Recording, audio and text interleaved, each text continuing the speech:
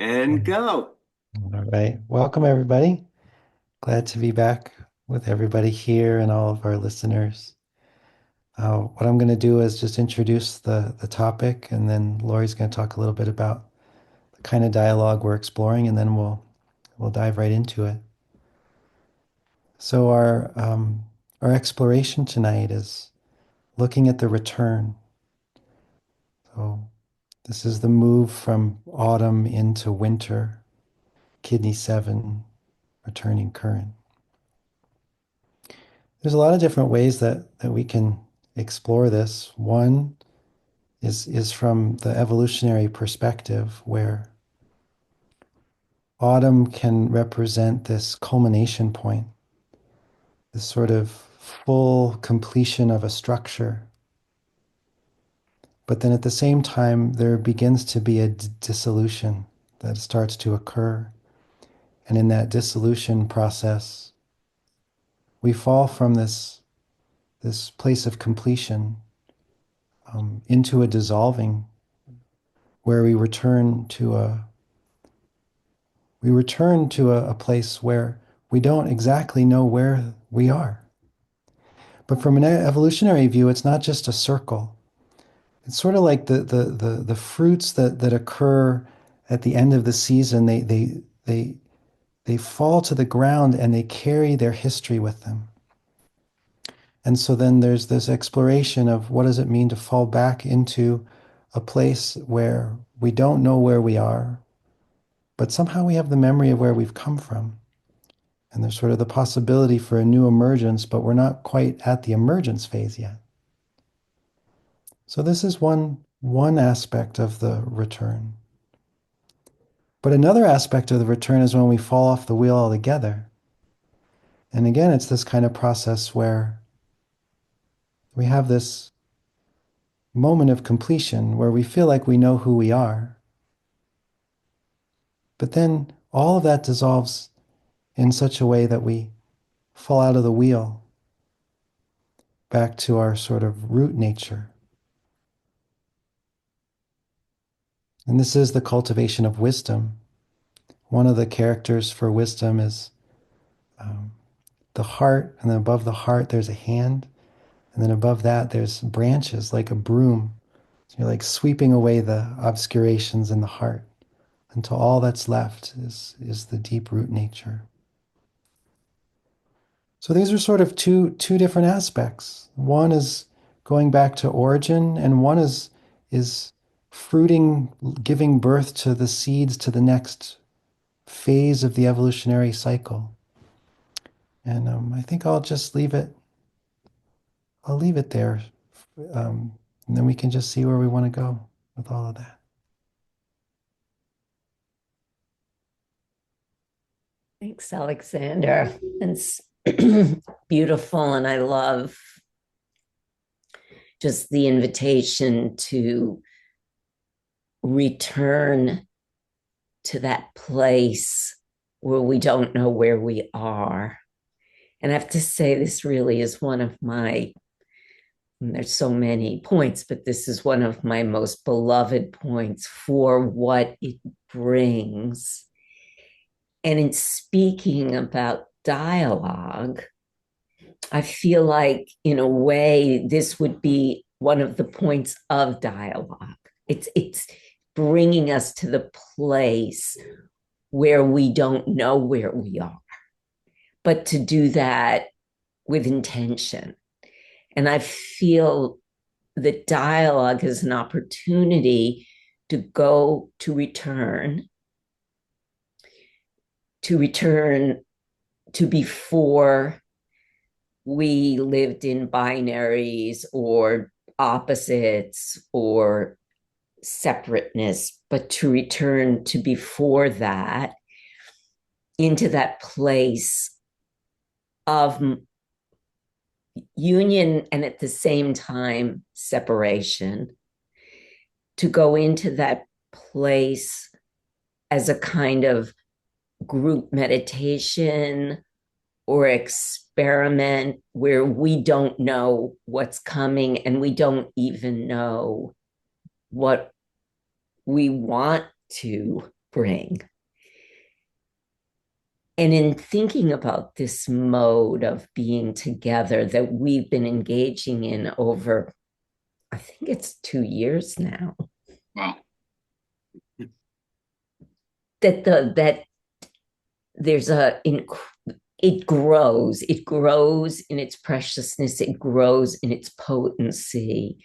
And yet I always come to these gatherings with no idea what's going to emerge. And that's such an exciting thing right now.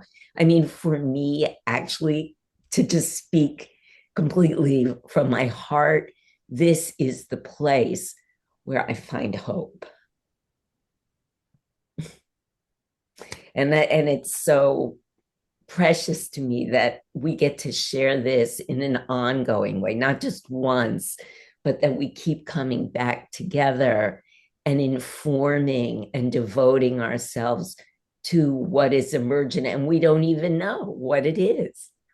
When we started, we're like, we don't even know. And so that's mostly what I want to say about the meta intention.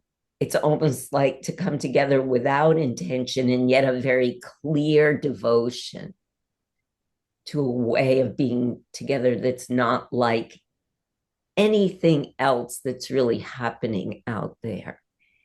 Um,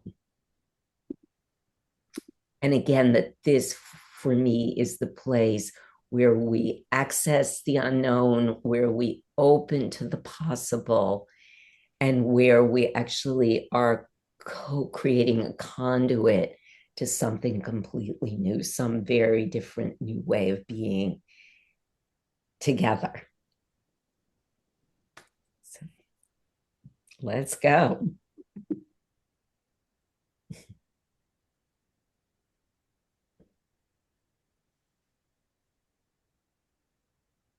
Well, I think that new way of being and the presence of hope, as you mentioned,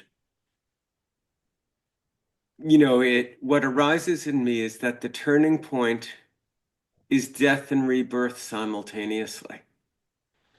So it's the return of form back into the abyss, but it's also the return of the new light, the dawn of hope, the light that will grow and incubate in the unconsciousness through the winter of not knowing, to bloom again in spring. And so it's paired in a way with faith.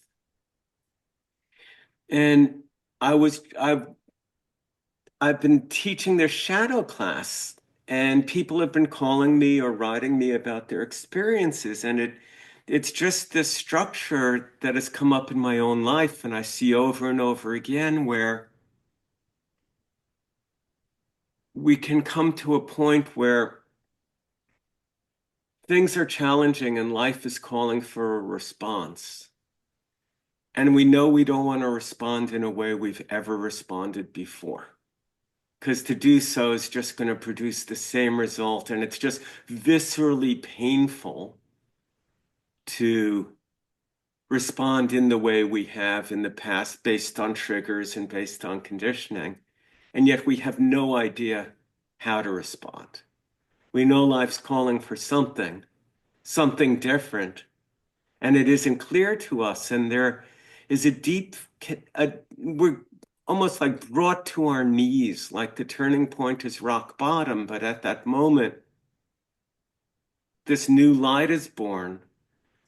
And by really opening into the unconscious and letting go into the abyss and having faith and making ourselves available,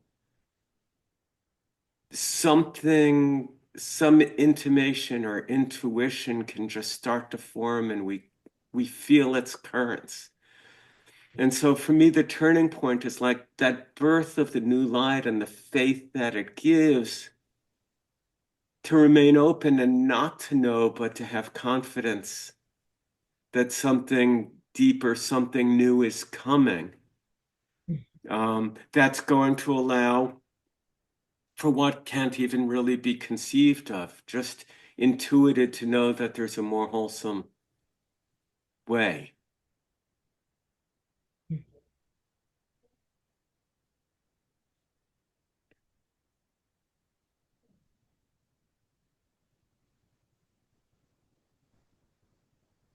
as we drift into this place, passing the season of the ancestors in many cultures, we find this this intersectionality taking place, that between metal and water, the cutting of the thread, potentially the Ouroboros, if you will, that constant return, the constant return, whereby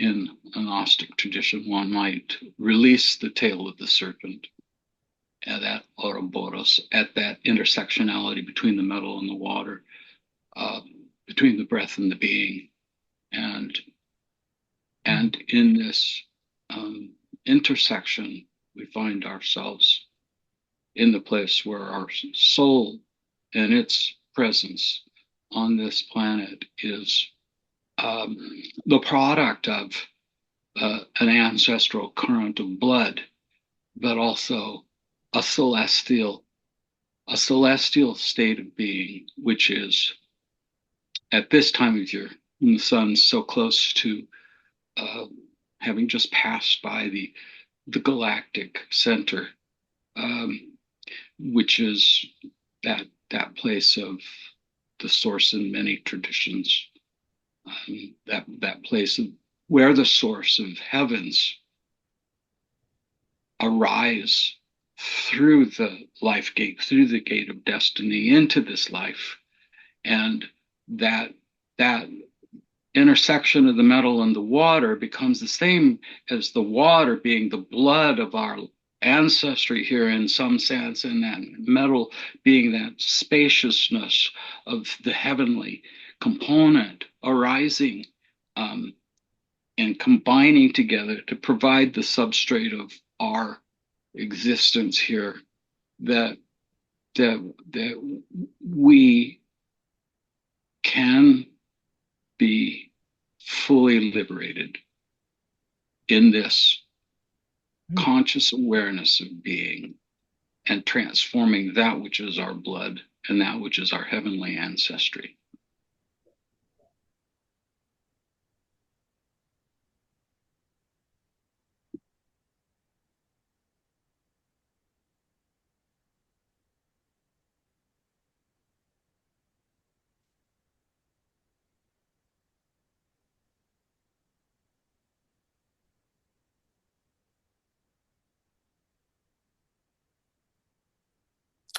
I like,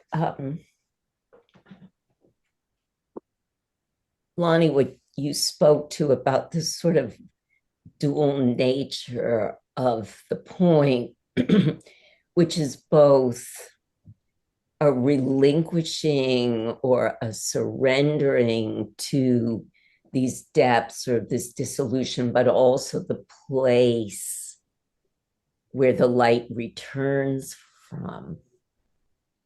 And the light returns from that Shwen, that infinite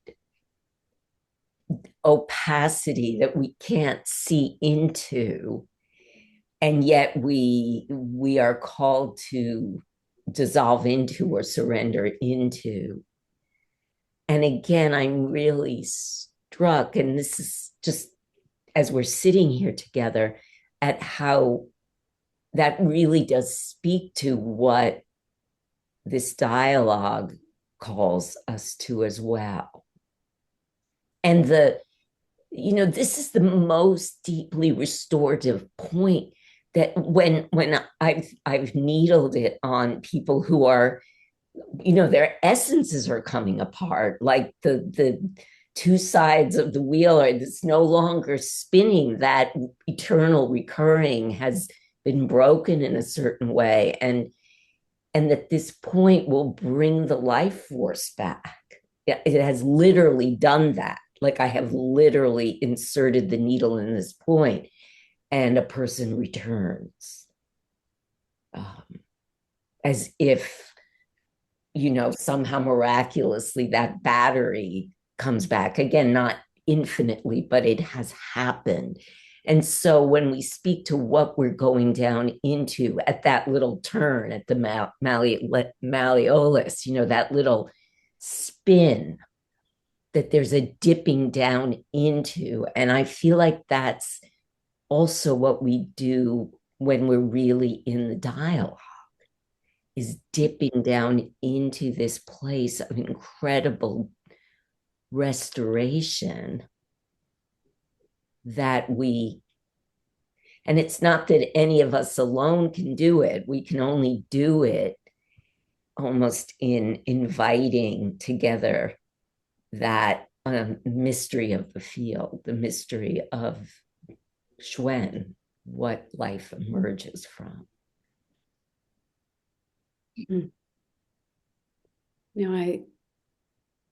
I think of that spiral, that curve, and if you think about the kidney meridian as the narrative of our actual destiny and our walk of life, and that little spiral that we go back to recover ourselves.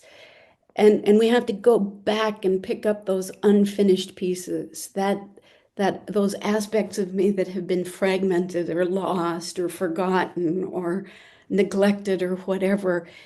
And then going through these other stages where we turn back, we pick up the lost potentials, we see the mirror of our own illumined self before we get to the boost of yang to restore the current and come back to, oh, there I am. There I am. And that there I am that we're talking about is the unknown, which I think is the soul's resting place. It's the place where I actually can't fathom the mystery that I am. I think I stand on what I think I know as the definition of who I am. But it's always changing in its manifestation. And what's behind it, when I go deeper and deeper into the emptiness, into the unknown, into the darkness, into the origin, where that undifferentiated light of potential lives, it's pure mystery. I don't know who I am. And that's when I really know who I am. Yeah, what occurs to me here is part of what's returning as well is all those structures that we stand on, all those historical, or might call it karmic patterns that sort of in a way symbolically stand behind us, sort of trying to shape this moment to look like the last moment. That part of what's returning is all of those structures have the opportunity to melt back into origin. And that's part of, as you were speaking, Lorie, sort of where's that return of vitality occurs, because, the structures that we carry with us can be so heavy, so exhausting. And there's some kind of, possibility for liberation where those structures, they return to their own faceless face. And so then all of a sudden we have less burden because we've become more of who we are through this letting go, this deep letting go. We can't melt them by our own hand in a way. It's like we have to completely fall into what's occurring without the sort of extra will forces. And then all of a sudden, there's a liberation that couldn't have occurred otherwise, and those structures are liberated. And there's a sense of they become that flame, that sort of the luminosity that comes out of that emptiness. Yeah, the alchemical text, the cultivational text, have the sentence, "A light appears in an empty room," which just, I think, for me, captures what you're saying. And I think that's beautiful, Alexandra, that the metal's letting go into the void of all of those structures, even identification with the ones that are necessary or wholesome. But the letting go of all the structures allows for the emergence and the liberation of a light, the rekindling of the light. And they're really, it's not a causal thing, it's a simultaneous emptiness and luminosity, just appearing simultaneously. And one of the things that strikes me about this time of year and the solstice is just the silence and the stillness. And I think that's one of the things that's beautiful in the holidays is there's not much to do outside. So everybody, in the cold places. And so we come together and there's a rebirth of sort of joy and warmth and sharing with friends. But, that's enacted socially. But I'm just aware in the stillness. I mean, I've had COVID the last week, so I've been literally alone in one room for a week. And and it's been snowing on and off, and there's just something very beautiful and pristine about the barrenness and the stillness, the quietness, and the sense of everything winding down, winding down, winding down. That does, I think, as Randine was saying, it reveals the soul and the soul. The soul is this emptiness, but it's also luminous. Glowing, and in that there's joy and there is hope and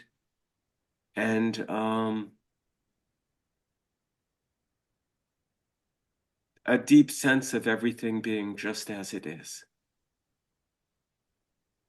And that being enough, like for right now, everything being just as it is.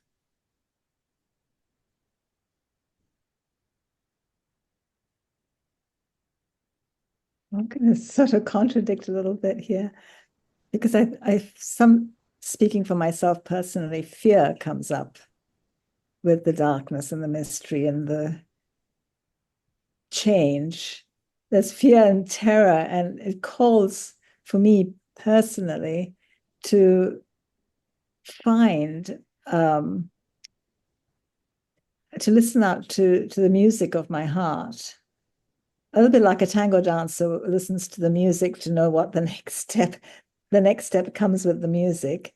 So I just wanted to bring the concept of fear and terror into this situation because I personally have in the circumstances to overcome fear and terror, to get to a still point, to get to a turn in the music, to be able to open my ears to listen to the song of my heart, which is very consoling, even if I don't know what the tune is or how I'm going to sing it.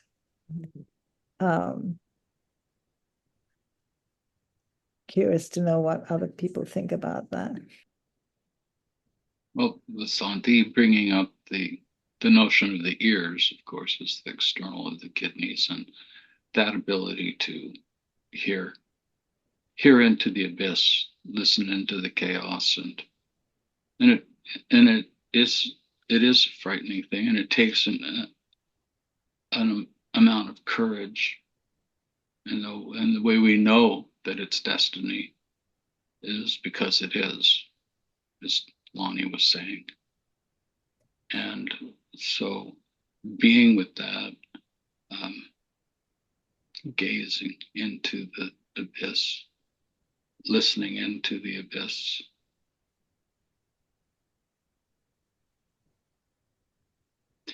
that fear is an alchemical distillating process of wisdom and the opening into the capacity to extract wisdom gained in this lifetime in a way that it is part and parcel of the Hun.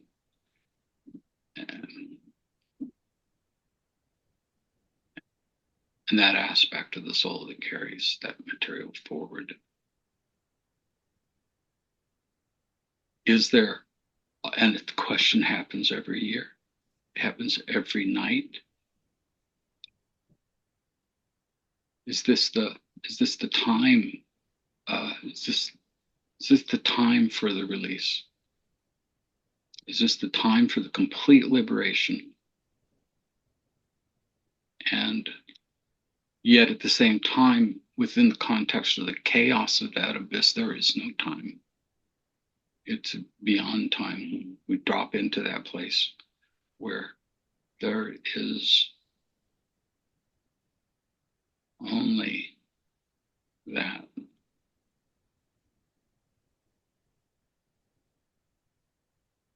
Well, I think I have experienced what you're talking about in terms of fear and terror of ultimately letting go.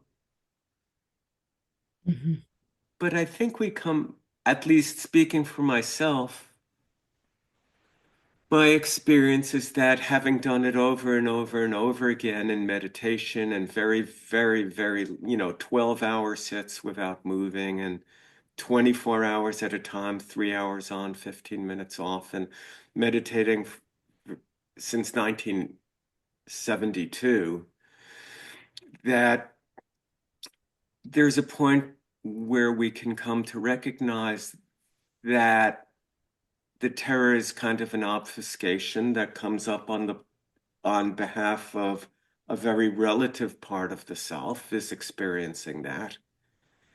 And that which lies beyond it, that emptiness and stillness, which is inconceivable to the mind, is self, and is a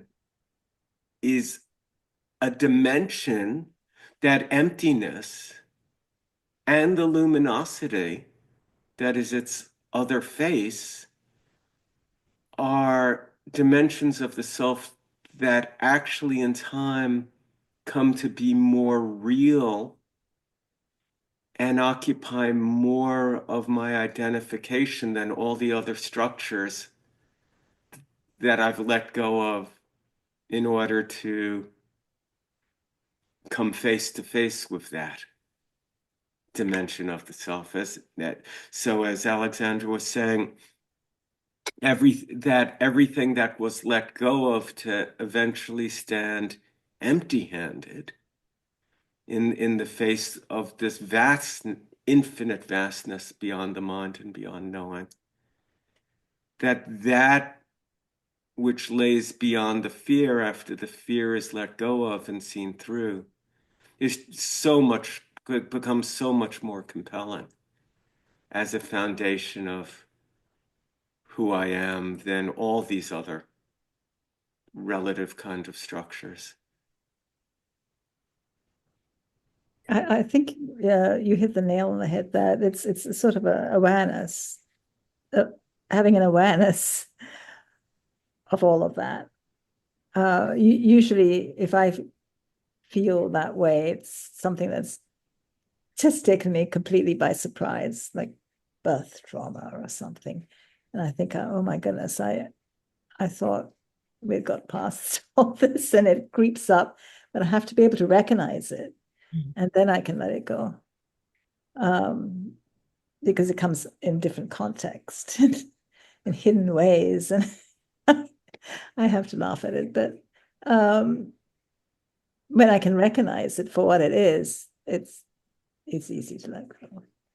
I think that's really very important what you're speaking to, Vasanthi, because when we approach this domain, right, we're approaching origin, we're approaching, like you're speaking to, these most primal moments of emergence before order, like when you speak of just emerging from the birth canal. And see, what comes up for me, and it's interesting in this particular aspect of the conversation, is not so much a feeling of fear. And even thinking of my own emergence into the world, it's doubt.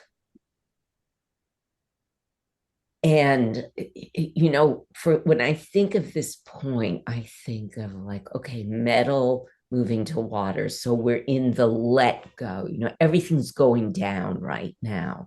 Everything's going down to the root, down to the root, the sort of nubbing underneath gathering place. The life force is all going down. And in me, I've lived into, okay, the going down doesn't feel scary anymore. Like, I love the going down. I'm like, give me the going down, give me the rhizome, give me the root, give me the bulbs. I want to go down with the mushroom spores way down under there. But there's also this place in me where I'm like, yeah, but February 2nd, right? It's going to turn.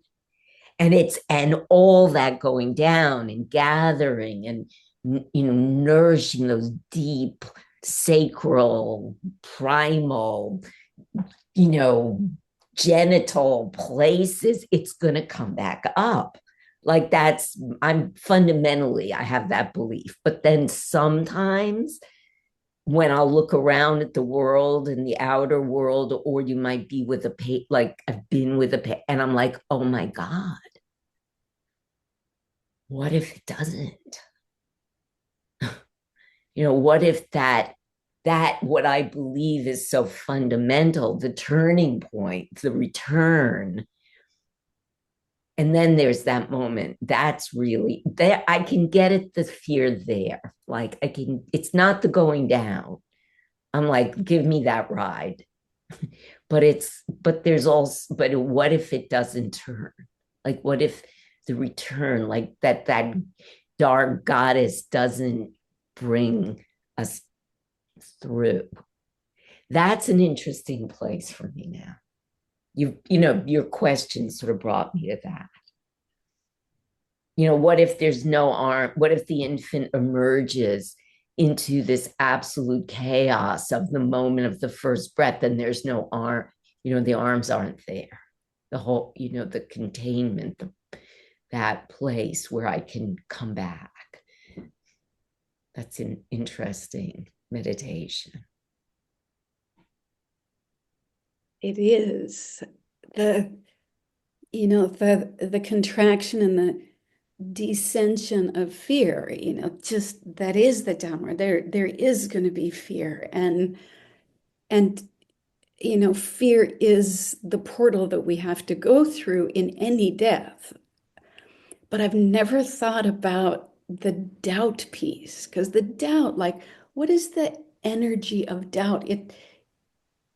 It's descending, but it's kind of backing up too. It's like this backing up in addition to the descending and downward movement. Like, what if not? What if chaos is all there is? Right. And I think that's like the opening of the mysterious pass, because there's something in the classics about concentrating the spirits on that opening where you just don't know. And so you think about like concentrating the spirits like on that place of doubt where maybe not. And maybe that's what it takes to actually surrender fully. Because I don't need to surrender fully if I know it's coming, right? Then it's mostly a surrender, but I know what's coming, so it's not fully. So it's like the doubt is like, that takes me down to nothing, nothing, nothing.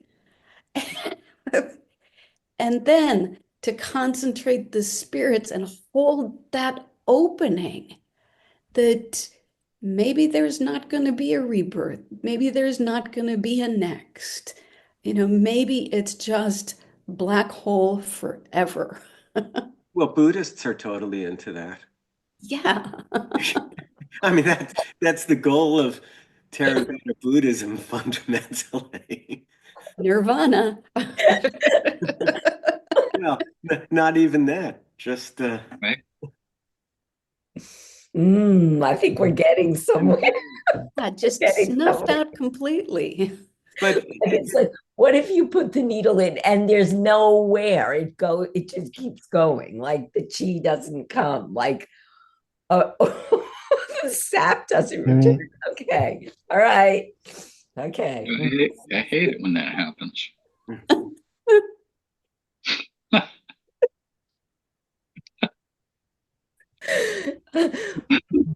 Understood. It's the same thing with every breath. Right. That breath goes completely out, and that holding into that space drops into that zone of the abyss. We can have that moment any time, at any moment, and but the stark terror of facing that as the final moment in an experience, that tearing at the fabric of reality.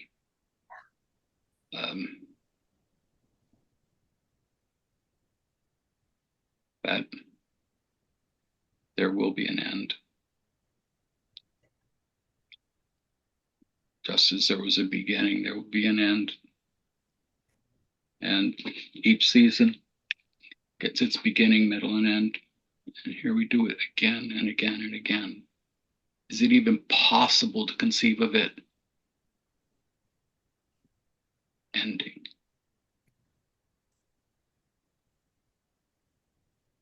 How is it that it can begin if it doesn't end? well, we live in a dualistic universe, and we're all divided. And I mean, this is a focus on one face of Kidney 7, but Kidney 7 isn't just the descent of breath and the return of everything into the abyss. It is literally the rebirth of the light. It is breath coming into water. Water is yin, its form. And it's the breath that animates. It's the simultaneous death and conception. Kidney 7 is conception in Taoist medicine. There is no death without conception. In the eyes of this point, it is simultaneous. Mm. It's not a question of what if. They're both happening at the same time. Yeah. You can't, it's like trying to talk about just let's contemplate yin. And we're not going to be able to do it. At some point, someone's going to have to go yang.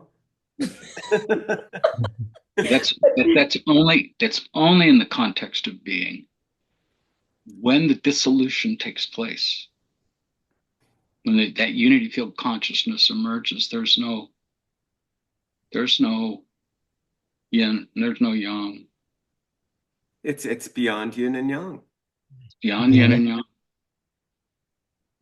That's right, because we're dualistic, right? So when we talk about ultimacy and our experience of it, we have to create two.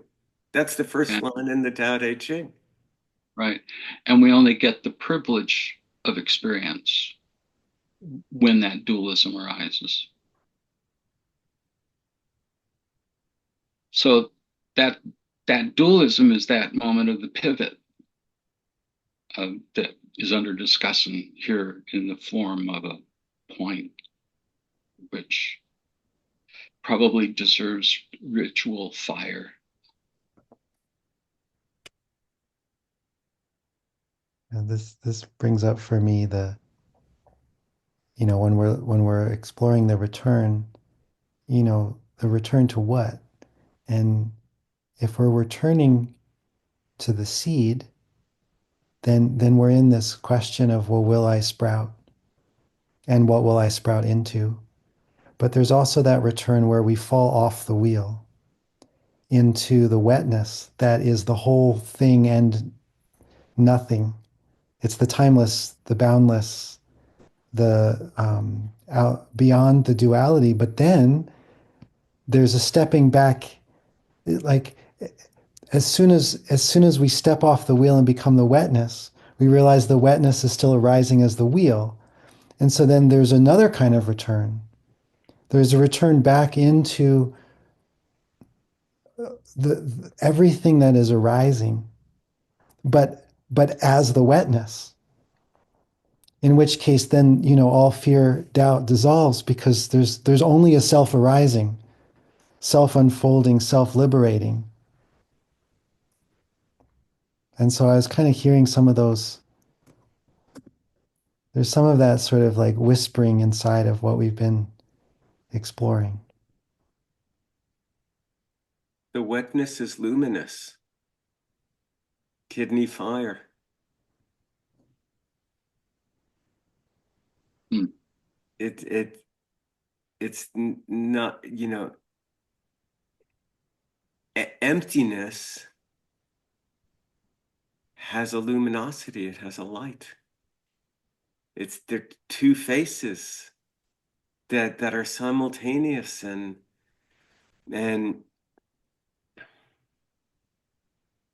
I think this is the non-dual realization of, we need duality to speak about it, but it isn't just a wet, empty darkness. Right. It is filled with potential, but not just potential, an implicit inherent intention to manifest it.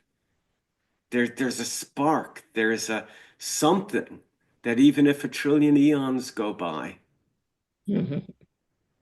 that spark is going to ignite the dry gunpowder of potential.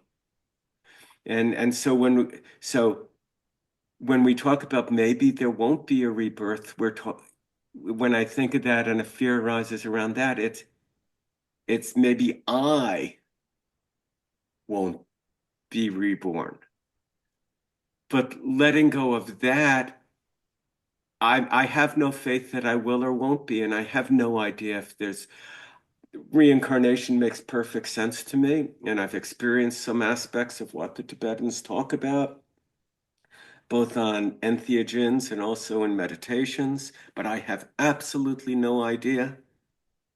But beyond whatever the outcome might be for me or my soul or anything that continues personally, there's a profound faith in the process, in the in the impersonal.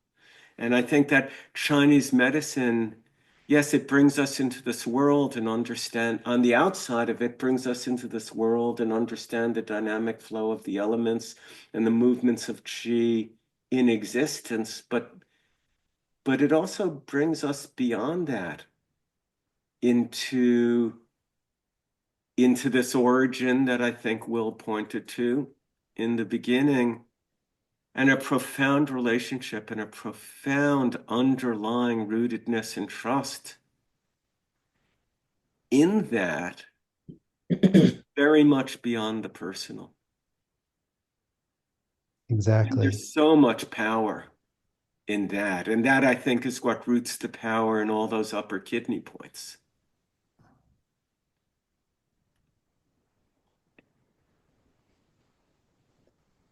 Yeah, I mean, that's sort of what I was sort of arising for me is like once there's an identification with the that is all that is arising, rather than will I re-exist. Once I'm the that is doing all of the existing, then there's no concern because it's just as brilliantly ineffable in cessation as it is in its expression through evolutionary sort of dynamism. But there's no need for a particular individual to reoccur. Because there's only one thing occurring. And once I'm that, once the sort of the broom has like swept away everything in the way of that, then even as obscurations return, they return as that, which is like a really different experience of terror or fear of death or grief or any of the things that we might feel, because now it's occurring as the one expressing itself, and it's just it's a different kind of arising and self-animating, liberating burst. Love this. uh, like to really trust in the impersonal, just as more than the personal. And that, talking about you have to have death for rebirth as two things, but to actually make the two into one, that death, rebirth, one thing, being, non-being, one thing, personal, impersonal, one thing, and like living so close to that chaos point that there's nothing to hold on to. And returning to that, which is a hard place to hold. Again, not to hold, but it is something that is a part of cultivation, that it can be held, experienced, that there's something that my mind can't grasp here, but I know it way more than I even know my mind. Yes, the mind can grasp breathe in, breathe out, breathe in, breathe out. But we can experience in the heart and look at it with the mind that actually all of existence in every moment is simultaneously arising and falling away at the same moment, at the same time. Like happening simultaneously, and it isn't, the breathe in, breathe out isn't happening in separate moments. It's happening simultaneously. Now, I was pondering a few days ago, just sort of the finitude of existence, and I was pondering that there'll be a time when no consciousness in the universe has any idea what the Beatles or Bob Dylan did, or Shakespeare. And I was thinking about that, and to my mind, it's like inconceivable and what a loss. But and then at the same time, you realize that this is the play of consciousness, and consciousness did it, and consciousness will go on in its play and in its creation. And I think the Bhagavad Gita and other texts talk to this like Leela, this play. And it's having a relationship to that everything right here, right now is dying. And everything right now is emerging from this, exploding out of this fountain.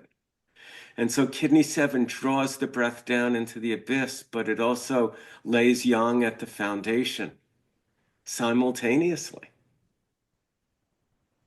rekindles it, all in the same moment.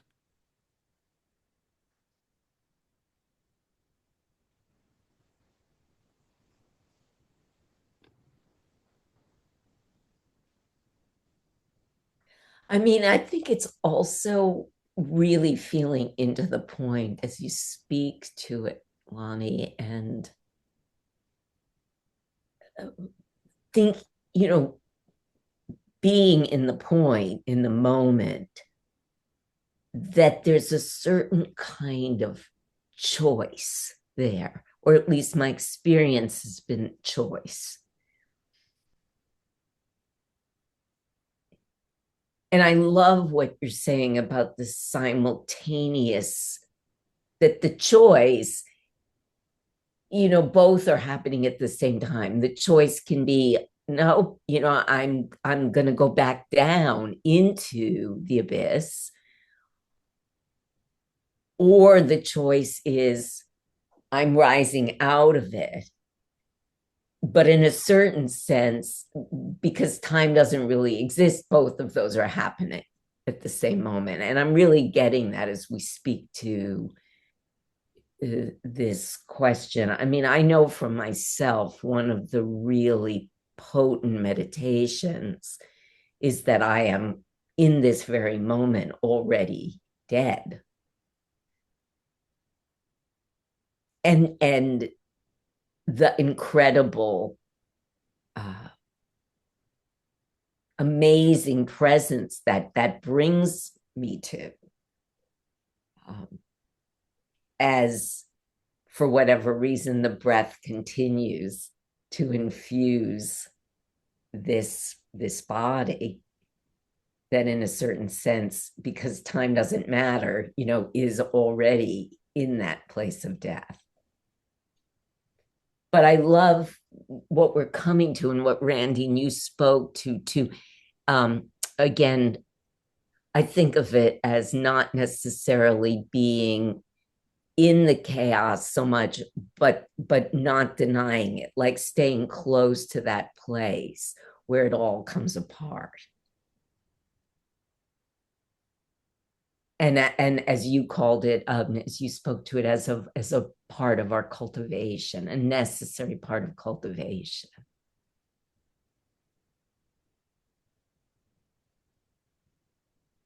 I guess if you're thinking about being dead, it's a very freeing place because we are no longer encumbered by all the Maya of our lives, and hence the potency of that thought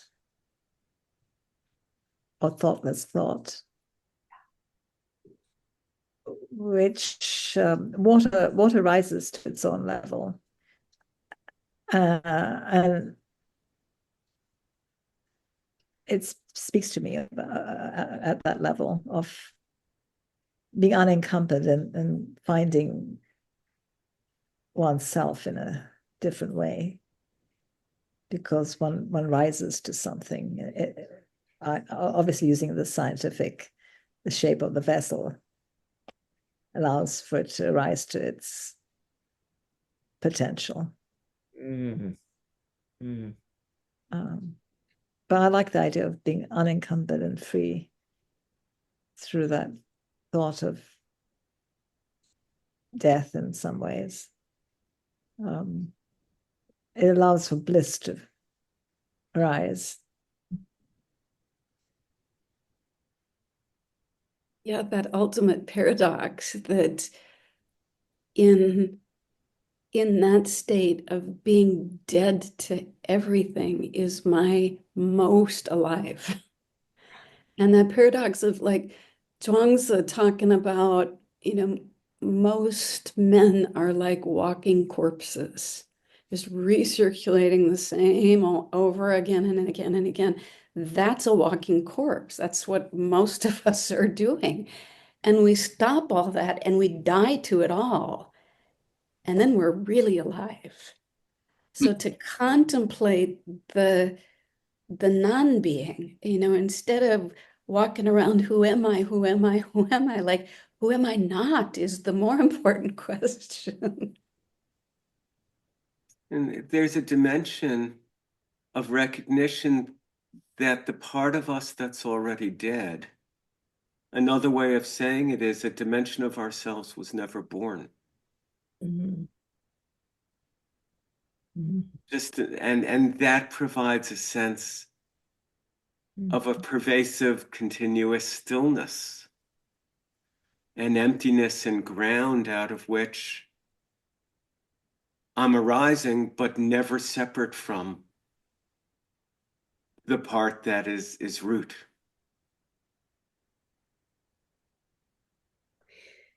And the more we touch into that, the more the manifest things seem dead, and that's the most alive. The unborn. The unborn and the born, which never was. You know, when you mention that, Randine, it reminds me of Gurdjieff, of course, talking about most men being as corpses walking the planet. It's this idea that that we face our mortality is intrinsic to all the major traditions. This contemplation is a significant piece of it. And Lon, when you were talking about essentially the dissolution of Shakespeare and the Beatles, you know, that that strikes a chord, right? Because really, all that we do, all that we conceive and create as a potential for being or a way of being in the world, um, comes to a place of of being thrown into the fire, given up, because there's a place that whereby it never was and it never mattered. And so in that simultaneity that you raise, we come to this place in this time of the year whereby we are given the opportunity to reflect upon those things that really don't matter. Those things that we choose or wish to make happen are dissolved into the depth of the fire, because there is an ultimate fire at that the central alchemical fire by which at the bottom of the cycle, the ashes then return. And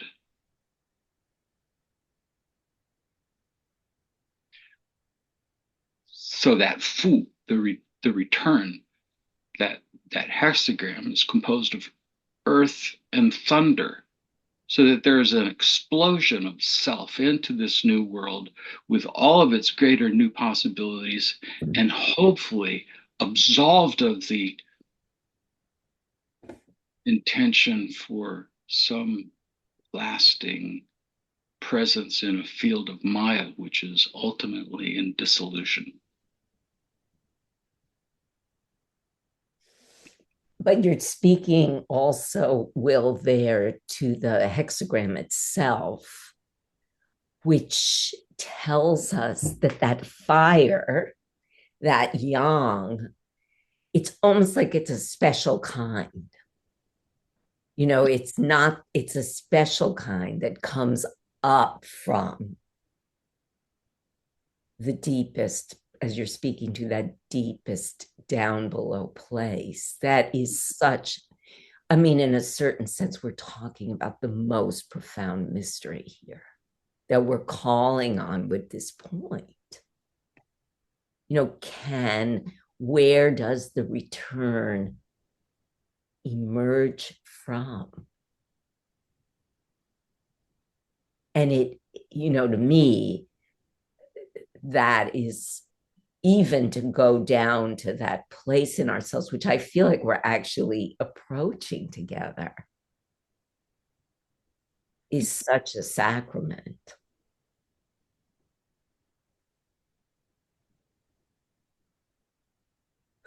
I feel you as you're speaking.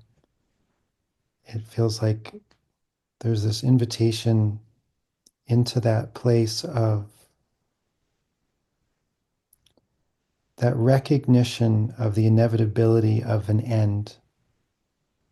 And similarly to what Randine was pointing to, and what it brings up for me is this incredible sense of immediacy, of the sacredness. It's like, don't fall asleep. Because you might not wake up. You know, so like save that for nighttime, right? When you need to get some rest. But aside from that, don't fall asleep.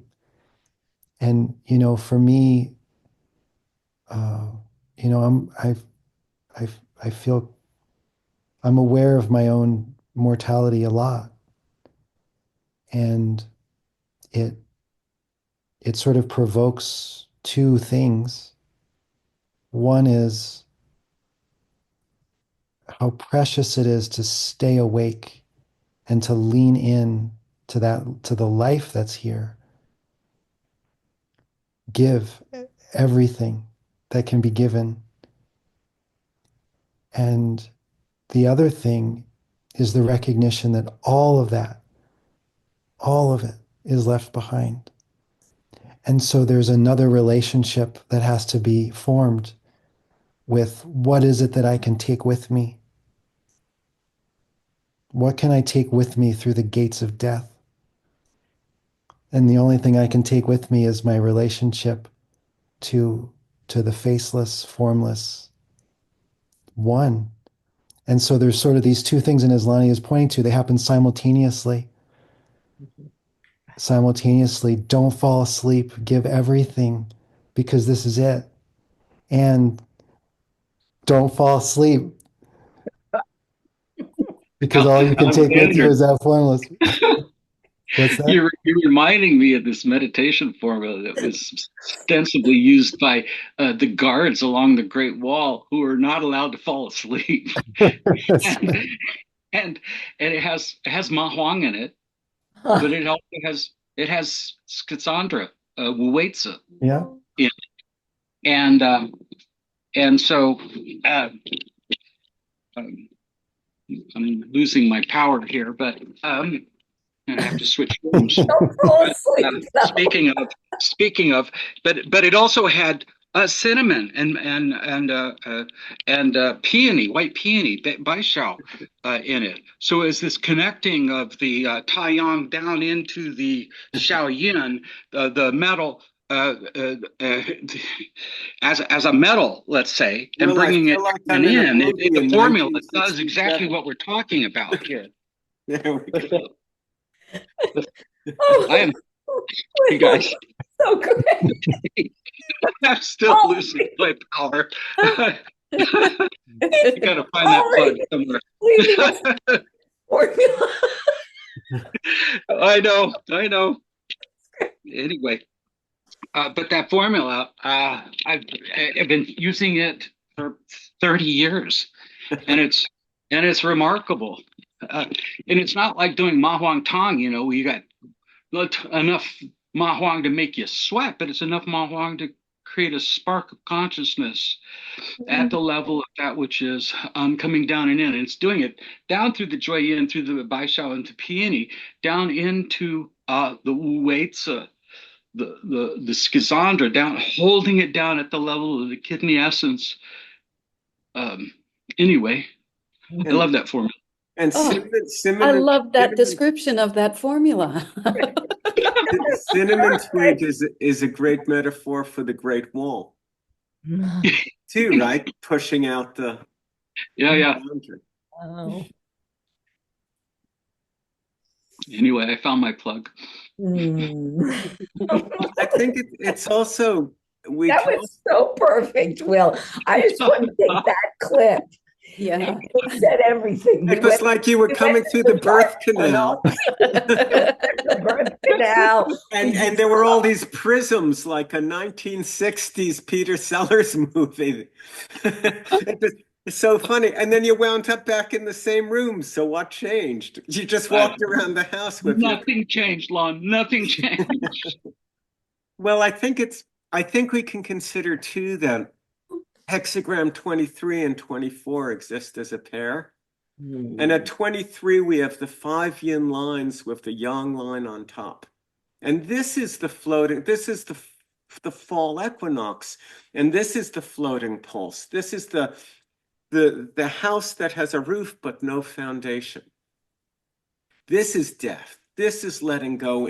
Because when that last yang line goes, you just have 6 yin lines, and then you just have the abyss. But the solstice, the winter solstice, we take that top line, bring it back down to the bottom, and that's the rebirth. That's what Kidney 7's doing. It's bringing that yang back down to the bottom And the texts call it the pit of a peach. Mm. And you can eat the whole peach, but if you still have kidney 7 as the pit, that last yang line is the pit, you can plant it and get a whole new orchard. And that's really, so when kidney 7 talks about return, it's really hexagram 23, which is the death and the letting go and the leaves falling off the trees and letting go of the whole joy of summer as everything dies. And kidney 7 is that it's the shortest day of the year, the solstice, the darkest day. But it's also that moment where the light is rekindled, which is that hope. And you know, from the ego's point of view, the ego can look at it as, oh, good, I get another chance. But I think from an absolute point of view, from the impersonal, as Alexander was saying, it's like, I don't need another chance because this is the only moment that ever is, and I'm going to give everything. Hmm.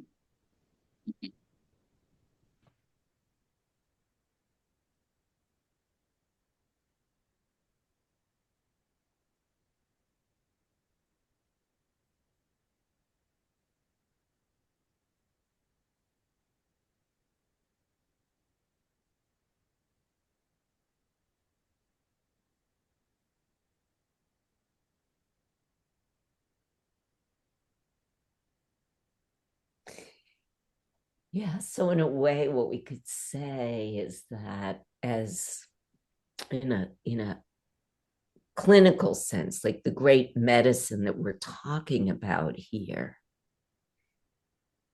what needs to be,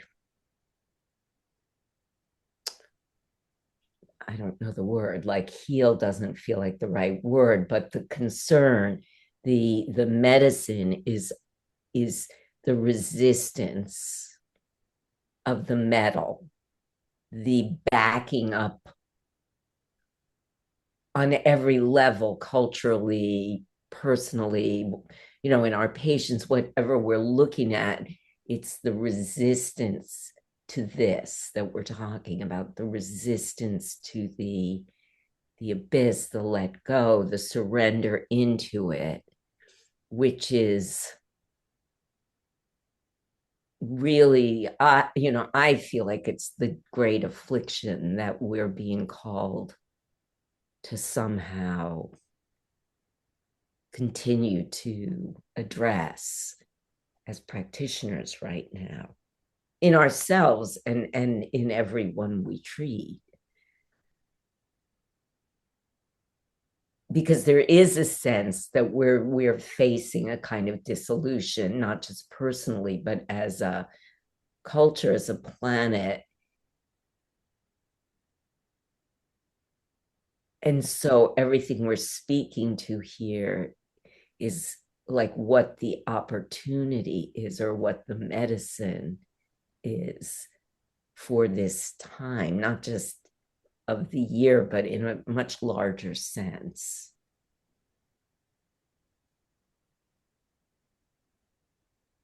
Yeah, there is that feeling that civilization is approaching the same point in its cycle, and so therefore our many of the people we see are in a resonance with that, and with the zeitgeist of that stage, and that can be terrifying. And so, how do we hold the space for illumination and uh, and a holding of a safe space, allowing the earth component to really bank the water, give it some kind of shape that can be held,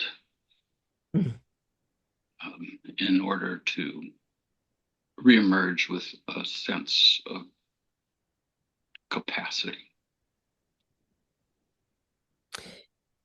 And just staying with this as a kind of clinical sense, like I even feel like the fear, like what Vasanthi you spoke to, once someone even knows that they're afraid or that there's even a sense of pulling back from, that is almost like I feel like you're already moving, because what I am aware of is a kind of gripping that even is an avoidance of the fear, even.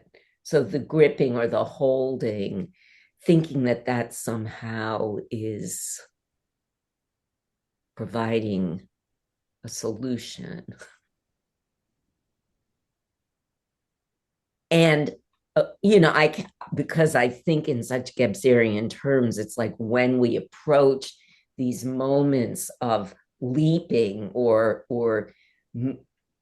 movement, transformation, emergence, we are facing exactly what we're talking about, the abyss, the unknown. We don't know. And then there's a scurrying back, or it's almost like the wheel wants to turn backwards. I think that's the image I get. It's like, oh, we can't turn into this, so let's start trying to turn that wheel backwards, back into the metal or back into the water. So I actually like what you're saying about inviting the earth into the conversation. Well, the Divine Mother has her place. That's beautiful. Actually, I think that's really good. Yes. Yeah. Teresa, my wife, was just talking about, coming across on the ferry yesterday, and a person in our in our community here talking about how all of his friends are dying. Huh. And I mean, it is very real. What's taking place. The planet is in various stages of population collapse in different areas, and it is real. And so that earth component is how do we hold each other in this transition? It's really beautiful, because I think in a way that's the other face, when we're looking into the depths and the abyss and the primal chaos out of which this light can spring, to remember the earth and that face of the divine and the yin, that we need that to call and on that as well. In our compassion in the treatment room, in our empathy in the treatment room, and for ourselves, that's right, because metal and water are so cold. It is so disconnected at times, so happy to be disconnected, and but that may not be the most compassionate place to be living. Well, and with this recognition that there is this collapse, we are dying, there is this coldness, and there is part of turning from that is medicating through very cold medicinals. That you look at the medications, the antidepressants, the narcotics, they're very cold medicines that dampen us, that put us asleep instead of stay awake through this dying. There is a return. And, those of us that have begun to trust that, to know that, can carry that, can be the ones that help others to stay awake through that dissolution and return. Well, I think that's where this earth comes in. It's like I want a guide. If I'm going to walk through the gates of death, it would be much more preferable if someone kind of moves through those gates easily. and will hold my hand while I burn. And I think that we also do this with our clients in various ways. If we just the metaphor can kind of carry into all sorts of places where, our clients are going through some kind of a transition, some sort of a dying process, and they don't know what's on the other side. And we can be there with love and say, well, there is another side. I've seen many humans go through this very kind of death, and they made it, and you can make it too. And I certainly know that that's what I want on the very last day of my life. When it's that final death, it's like I'd like someone who can stand in two worlds and say, "Hey, brother, hold my hand. It's easy. Just let go." This is true. And it's also a step that each of us has to take or not on our own. That's right. Mhm. Yeah, it's both Right? true. I mean, there's an ultimacy to it. So, I mean, with patients and people we love and ourselves, ultimately we'll be standing in a place and there's a choice. Lonnie, it's amazing because I hang in that place you're talking about a lot. The metal water place, that facing the abyss full on.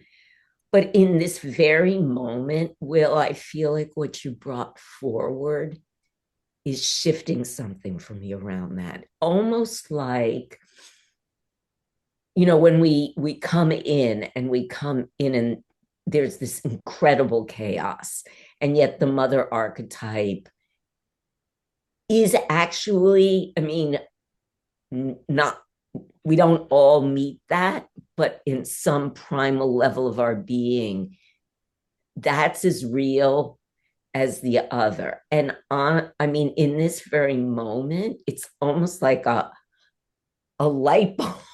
Like I forget about the earth. I guess that's the simplest way to say it. It's not a very strong part of my constitution, but right now in this moment, I'm going, oh, wait a minute, that exists. That divine holding, mother energy is also there. I think the earth is a very beautiful image of that receptivity and that mothering or whatever. As we look at gardens that come and go, they transform, they change. The hurricane comes, the prairie changes route, or even those eucalypt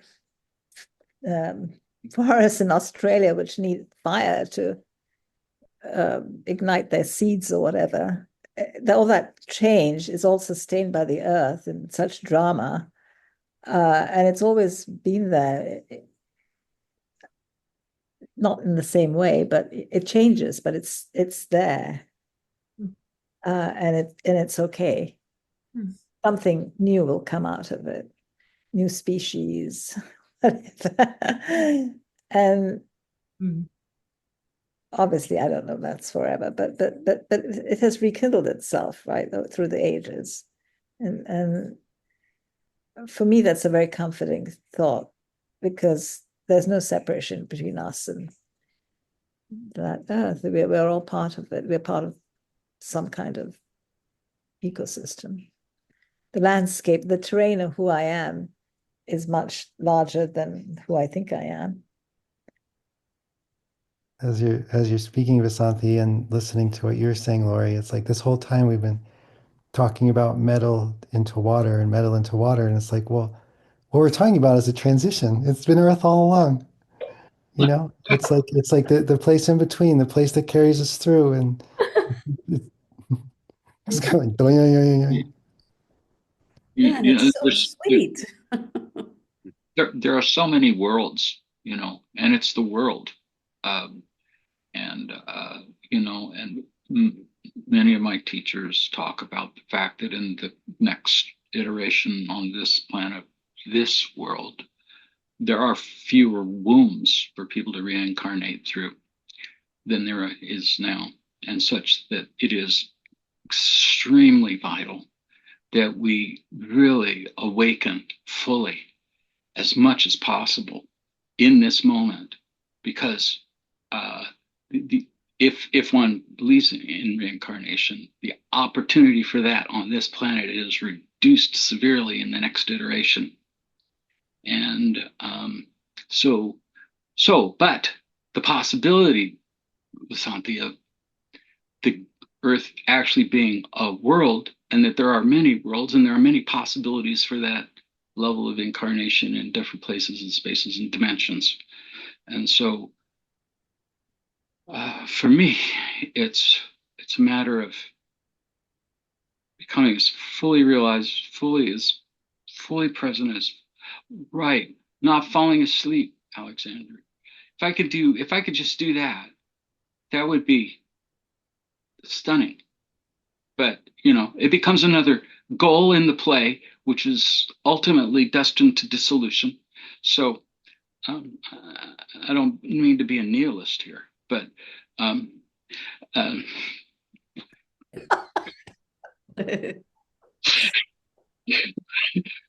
but there is some joy in the realization of absolute pure consciousness. Which negates the idea of ultimate destination into dissolution. True.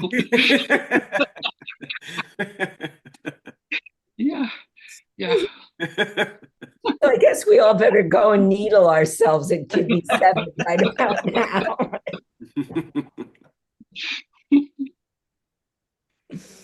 Well, we have 5 minutes. Anybody have closing thoughts? Summing up? Anything else? I just want to offer respect and appreciation for each of you. To be able to participate in this is just a privilege, and it is a joyful connecting at a level which is truly special, and I'm appreciating it. We all feel that way. I start looking forward to the next one like tomorrow morning. Okay, so we're going to leap over the abyss into our third year. Amazing. Oh, I love where this went and where it ended. Just that sweet and delicate beauty that brings it to a close. Just so precious. Thank you.